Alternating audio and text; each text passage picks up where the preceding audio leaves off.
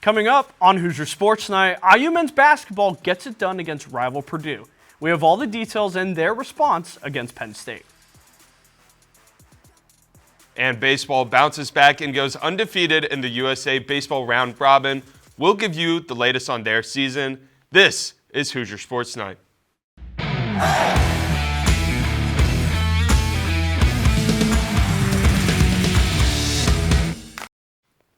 Hello and welcome to Hoosier Sports Night. I'm Henry Thuss. And I'm Sam Heuser. Sam, how about those Indiana Hoosiers on Sunday? You know, for a team that's trying to make their last push to March, a supposed last team out right now, Assembly Hall was really a six-man as the Indiana men's basketball team defeated 13th-ranked Purdue on Sunday.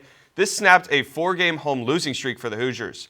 They kept that momentum going when they defeated Penn State on Wednesday night. Our Care Adams has the recap. Indiana secured its second win in a row on Wednesday night, defeating Penn State 83-78. I just think we're coming together, and we know that we're a better team than what we've shown, and we still have a chance, and we're fighting for a spot in the tournament. Mike Woodson has been riding with his seniors down the stretch.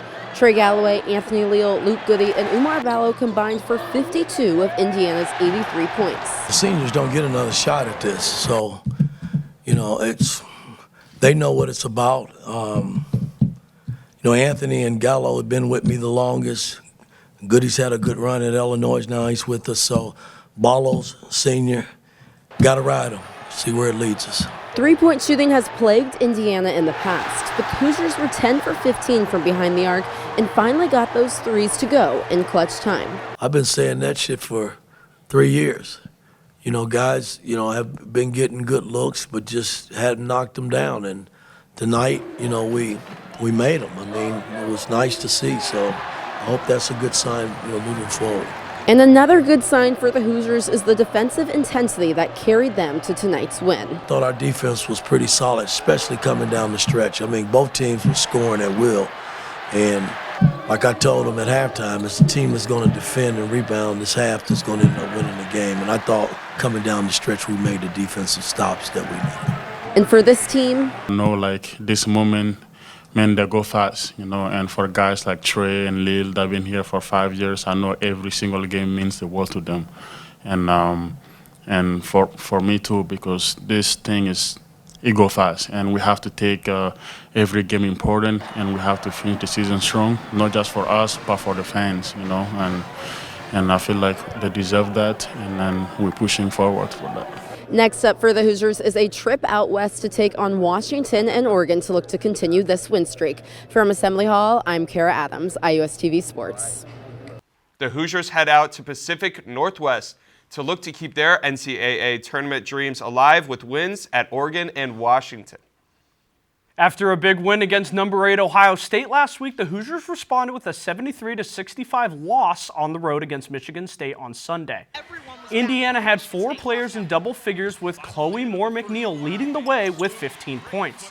However, the Spartans forced 18 IU turnovers and kept Indiana at an arm's length away the rest of the contest. The outcomes of the timeouts and halftime seemed to be the page-turner for Michigan State, as Indiana failed to meet its mark coming off of the breaks. Whether it's the timeouts, whether it's the half times, that, some of what you continue to say, going over the scouting report, going over the intangible things it's going to require, you hope that it sinks in. You hope that it becomes, it touches, their souls and their insides, that they want to come out and they want to perform better. Indiana, now 17-10, will look to get back in the win column at home against number 19 Maryland on Thursday. Baseball is back at the BART. Indiana fell just short their first home game of the season against Xavier yesterday. Our Garrett Larson has more.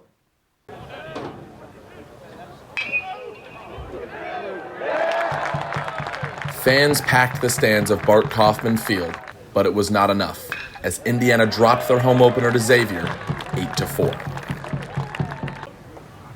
Defensive miscues were the story, as 4 unearned runs were the difference in the game. Head coach Jeff Mercer on the errors. That's the expectation. The expectation is you're able to go on the field and execute routine plays routinely, and we haven't done that well enough. And so we're going to have to get that part rectified in how we go about that in short order. We play really good teams this weekend. We're going to go out and play 4 games, and we have to take care of the ball better. Outside of this home run from Devin Taylor, the Hoosiers hit 2 for 9 with runners in scoring position, something that has plagued them all season.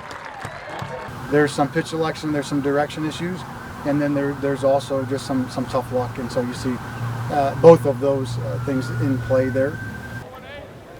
Indiana has struggled to win close games, despite showing serious promise in stretches. We've been in a lot of close games and haven't done a good enough job really defensively to execute well enough to win. And then offensively, when we hit balls hard, we hit balls at people, and so you look up and you feel like you played well, but you didn't do enough to be able to win the game. However, despite these early struggles, Mercer believes they still have what it takes. We're a good team. We're a talented team. We have a deeper pitching staff than we've had in several years. We have really good position players. We'll have a good offense. We'll break through. If you just do it long enough, it eventually kind of goes your way. With this loss, Indiana falls to 3-5 on this young season, but their next action comes in DeLand, Florida, as they'll take on Mount St. Mary's and Stetson 2 games apiece. For IUSTV Sports, my name is Garrett Larson. The Hoosiers will travel to DeLand, Florida to face Mount St. Mary's and Stetson. Indiana softball headed to Texas Tech for their 3rd weekend of play to compete in the Janane McCaney Memorial Classic. The Hoosiers opened the weekend on Friday with a 7-4 win over UIC at Rocky Johnson Field. 7 different Hoosiers had a hit in that game. Indiana played a doubleheader on Saturday with a dominant 12-2 win over UTEP, marking their 10th consecutive win. The Hoosiers faced and competed in a tough game against number 12 Texas Tech. The 6th run in the first inning from Texas Tech ultimately led to Indiana's demise and a final score of 8-0. Sunday concluded the Memorial Classic as Indiana faced another loss to Texas Tech 7-2. Indiana will take the field next weekend at Clemson for the Tiger Invitational. Coming up after the break, we crown our Hoosier Highlight Athlete of the Week. And Swim and Dive heads into the postseason on a high note. Don't go anywhere.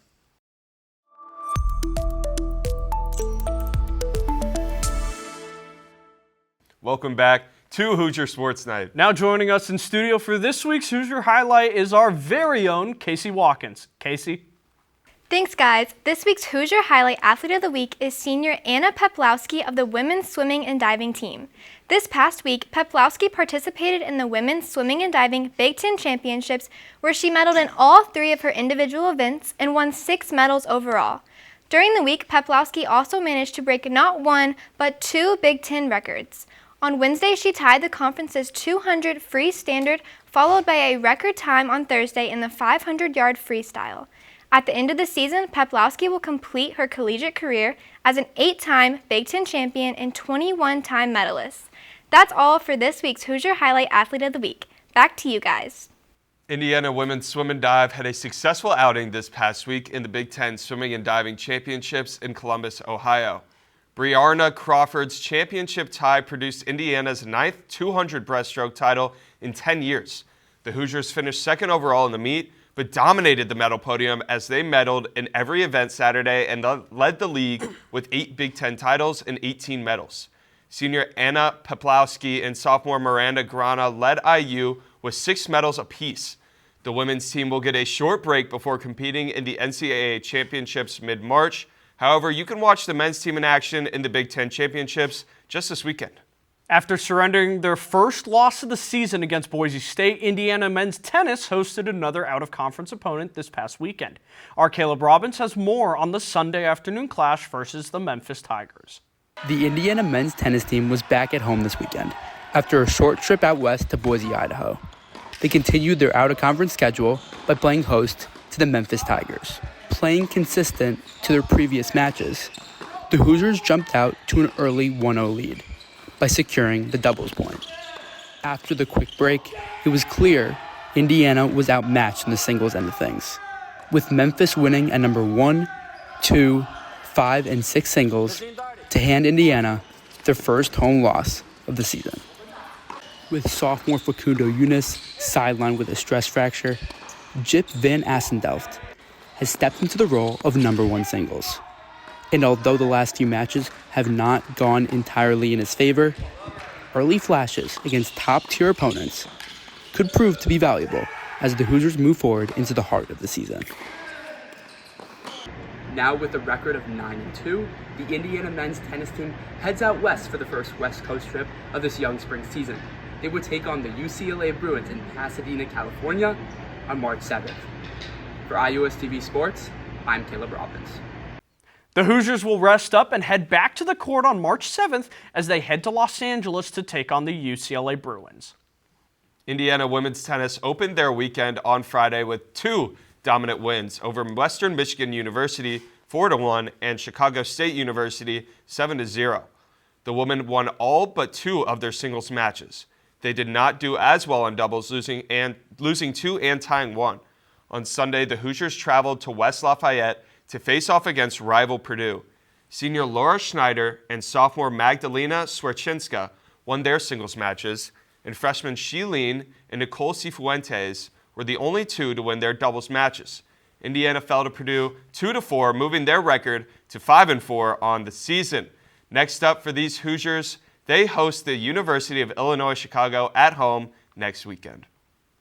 Adding one final IU tournament to the docket, women's water polo swam out to California for the Calbus Invite, fighting through a schedule full of ranked opponents. It was a true test of stamina for the team as the invite spanned 3 days and started with a tough loss on Friday against the number 3 Hawaii University Rainbow Warriors. The Warriors came out hot in the first half, outscoring IU by 5, and then their defense held the line to the end of the game 10-6. Saturday offered some momentum with the Hoosiers securing an 11-10 overtime win against the number 18 UC Santa Barbara Gauchos, but then falling short in an overtime loss to number 10 Arizona State. It came down to Sunday with a true sink-or-swim game against the number 8 UC Davis Aggies as Sophia Solly sniped a last-second goal to win the game 15-14. The Hoosiers now rank 17th in the nation with a record of 12-4, but the team isn't done yet. They will travel back to California to take on USC and UCLA next weekend. Now joining us with this week's Candy Stripe calendar report is IUSTV sports reporter Julian Zelensky. Julian. Thanks, guys. It's another busy weekend for Indiana athletics, so let's dive into it. Looking to win a Big Ten title, Indiana track and field will be up in Indianapolis to compete in the Big Ten championship over the weekend. Men's swimming will also be looking to add to the trophy case as they compete in the Big Ten championship in Minneapolis, Minnesota throughout the weekend. After coming off a massive win against Purdue, the men's basketball team travels to Seattle, Washington to take on the Washington Huskies at 6. The likewise push towards March for women's basketball takes a stop in West Lafayette to take on rival Purdue at 2 p.m. Meanwhile, men's baseball will travel to DeLand, Florida for another tournament that spans the entire weekend. Finally, softball will look to make a trip down to Clemson, South Carolina to compete in the Tiger Invitational. That's all from me in the Candy Stripe calendar. Back to you guys at the desk. Thanks, Julian. Great job. And that's our show for the week. Thank you so much for tuning in. Be sure to follow us on Instagram and Twitter at IUSTV Sports to keep up with all the latest in IU athletics. For our production crew behind us, I'm Sam Heuser. And I'm Henry Thuss. We'll see you next week.